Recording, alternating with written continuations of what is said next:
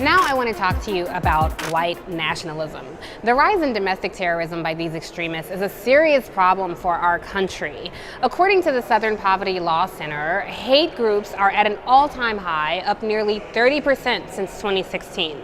And every time one of these tragedies strikes, a chorus of personalities and lawmakers come out and decry, this is not who we are. But isn't it though? This country was not founded on peace and kindness. It was taken with blood and fury. It wasn't built on equity and equality. It was built on the backs of the kidnapped and the enslaved. Yet, despite everything our people have endured, we are still patriots because of the promise of what America could be. But that fragile promise has grown even more frail under the Trump administration. This president refuses to acknowledge white nationalism as a threat and instead focuses on what he calls radical Islamic terrorism, even though most of the American terrorist victims on his watch have been killed by white nationalists.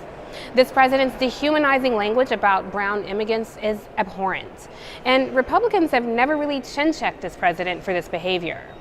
Meanwhile, Muslim groups denounce terrorism ad nauseum, but even that's still never enough for some.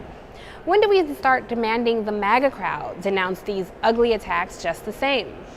The president gives a wink and a nod to these tiki torch marchers, firing up his base in the process. And yes, he may come out after the most recent synagogue shooting and reject the behavior in no uncertain terms, but just like the Bravosi god of death, a man has many faces, and we see them all just the same.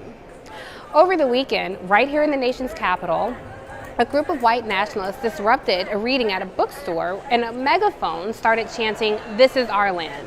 Now, thankfully, this all ended without incident, but the emboldened group still felt comfortable enough to publicly declare their hatred and racism. Unfortunately, there are some lawmakers serving right here in Congress today who share these white nationalist beliefs. And their racist policies can be a lot more damaging than fools with a bullhorn. So political apathy is not an option. It only helps the oppressor. And if we've learned anything this week, it's that there's only one thing to say to anyone who means to oppress us.